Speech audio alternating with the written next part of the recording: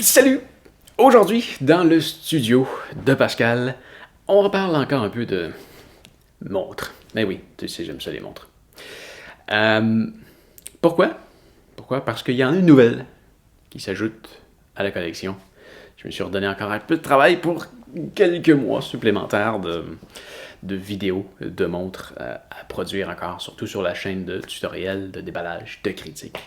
Et là, je m'en suis tellement donné que là, je me relance vraiment dans un sprint de montres parce que je t'avais déjà expliqué, là, toutes les montres que j'ai, là, je les teste le temps d'une charge. Je fais le déballage, les vidéos tutoriels, la critique et éventuellement, ce que j'ai hâte d'arriver sur la chaîne d'aventure, la vidéo pour t'aider à choisir la bonne montre pour tes besoins. Je me dis que je vais encore attendre un peu le temps de tester les quatre grandes compagnies de montres, soit Garmin, Suunto, Coros et Polar. Ça, c'est elle que je dois déballer aujourd'hui. Très hâte de tester ça, vraiment. Parlons de montres. Pourquoi Polar? J'avais jamais envisagé acheter une Polar, mais rendu là, pourquoi pas? Et je sais pas, depuis que je l'ai commandé, j'ai vraiment le goût, j'ai vraiment hâte de l'essayer. Ça a l'air sympathique. C'est leur grosse montre. C'est la Polar Gritix Pro. Ils ont un autre modèle que j'ai oublié le nom. Ils ont deux modèles de leur grande montre.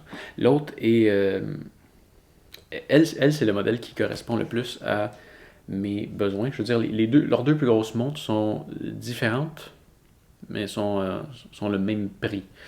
Donc, c'est leurs deux grosses montres de grosse qualité sur les stéroïdes qui font le plus de trucs. À l'intérieur de ce que j'ai lu sur leur site web, c'était à peu près la même chose. La grande différence est au niveau du boîtier. Ce boîtier-là est un peu plus gros, mais plus résistant. Donc celui-là a le verre de cristal de saphir que tu sais que j'adore. Je veux jamais me passer du verre en cristal de saphir. J'adore les verres en cristal de saphir parce que ça se graphine pas. Donc c'est ça, cette montre-là a ça. Donc c'est ça, c'est un boîtier plus résistant à tout dommage et l'autre c'est la version plus légère de la montre. Pas de verre de cristal de saphir, mais juste plus mince, plus fine. Donc celle-là, c'est la grosse montre. Donc, et Polar, c'est les champions de la pulsation cardiaque. Alors, j'ai vraiment hâte de voir ce que ça va donner. Surtout que la pulsation cardiaque, je m'en suis rendu compte en testant la Coros que c'est quelque chose que j'utilisais plus que je pensais. Je m'explique. La pulsation cardiaque sur une carrosse, disons, sur celle-là, en tout cas, je ne sais pas si c'est comme ça sur toutes les carrosses, mais c'est pourri. C'est pourri. En fait, ça s'est amélioré depuis que je l'ai. Carrosse, ils font des mises à jour, là, c'est incroyable. Mais ça s'est amélioré parce qu'au début, tu vois, en ce moment, ça dit que je pompe à 66 battements par minute. Et ça me semble véridique. Là. C'est pas mal à ça que mon cœur bat quand que je fais pas grand-chose. Là. Je suis assis sur une chaise et je parle. Ça me semble véridique. Je sais pas si tu te souviens, l'autre fois, je faisais exactement la même chose et là, à un moment donné, ça me disait, ça me faisait ça pratiquement tous les jours. J'étais assis sur un divan ou sur une chaise et ça me disait « Hey, félicitations, tu viens d'atteindre ton objectif d'activité physique du jour. » Quoi? Et là, je regardais, ah ben oui, je pompe à 185 battements par minute. Je suis même monté à 230 un moment donné, je pense. Ridicule, ridicule. Ça a été réglé. Ça a été réglé, tu vois, maintenant, ça fonctionne. Mais avant, c'était comme aléatoire. Mais depuis qu'ils ont fait une mise à jour, c'est réglé. Par contre, en activité physique, pourri. Pourri. Il y a des fois que c'est complètement absurde. Je monte une montagne très vite et je pompe entre 90 et 110 selon la montre. Alors que je suis à bout de souffle et je sais pas à combien je pompe, mais c'est sûr que c'est en haut de 160. Sûr, sûr, sûr. Donc, c'est ça, pourri. Et par après je me mets à marcher à un rythme normal et là, ça monte à 150. Pourri. Pourri. Peut-être que ça va se régler, mais c'est pourri.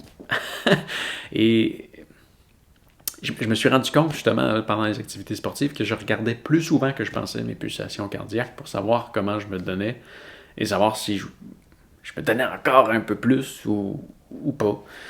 Ouais, j'utilise beaucoup les pulsations cardiaques, ça a l'air. Donc, là, c'est pourri. Mais elle dure longtemps. Elle dure longtemps. Il reste encore 26% de charge et ça fait longtemps que je l'utilise. Plus de 10 jours. Vraiment, vraiment plus de 10 jours. Et je l'utilise au minimum 1 heure et quart par jour. Des journées que j'ai dû passer au-dessus de 2 heures, c'est certain. Ouais, ça dure longtemps. Et là, je dois faire les critiques, je dois faire les tutoriels.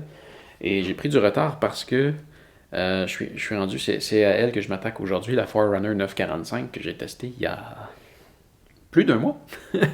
Plus d'un mois. Alors là, je dois faire la critique et les tutoriels. Donc la façon que ça fonctionne, c'est que je fais les tutoriels d'abord pour me replonger dedans et ça me redonne des idées au moment de faire ma critique. Donc ça, c'est ce que je m'embarque là-dedans. Après ça, j'avais la Phoenix 6 Pro à faire la critique. Les tutoriels, je les ai déjà faits avec la tactique, c'est pas mal pareil. Je vais sûrement refaire quand même quelques tutoriels, mais sans plus. Donc elle, je dois la faire. C'est beaucoup de travail. C'est beaucoup de travail. À tourner, à monter, c'est quelques jours. Donc c'est ça va prendre beaucoup de temps. Ensuite, je pensais aller faire la Suunto 9, mais comme la Polar que je viens de te montrer, c'est un nouveau modèle. C'est sorti, ça fait vraiment pas longtemps. Je vais commencer par celle-là pour pouvoir en parler le plus vite possible, alors que c'est un nouveau modèle, alors que la Suunto 9 est sortie beaucoup plus tôt cette année, alors je suis déjà en retard. Alors, tant qu'être un peu en retard ou beaucoup en retard, ça change pas grand-chose. Donc, c'est ça. La Polar, c'est la prochaine que je vais tester. Donc, je me lance dans les déballages, dans les tutoriels aujourd'hui. Tu vas voir, il y en a beaucoup qui vont venir sur ma chaîne How-To. Voilà. Une chose qui est géniale de faire des vidéos de déballage, c'est que tu as des compagnies qui t'approchent pour que tu déballes leurs produits. Donc ça m'a été envoyé gratuitement. C'est une station de charge.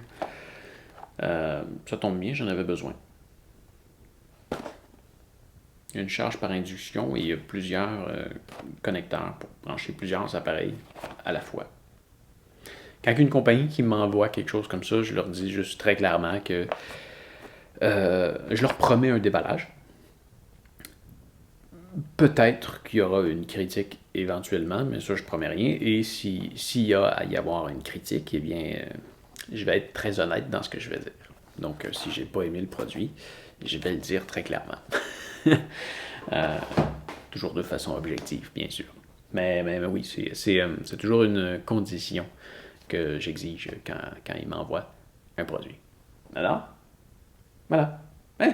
Ça fait le tour pour aujourd'hui. J'ai du pain sur la planche, alors on se revoit probablement bientôt. Allez, fais attention à toi. Salut!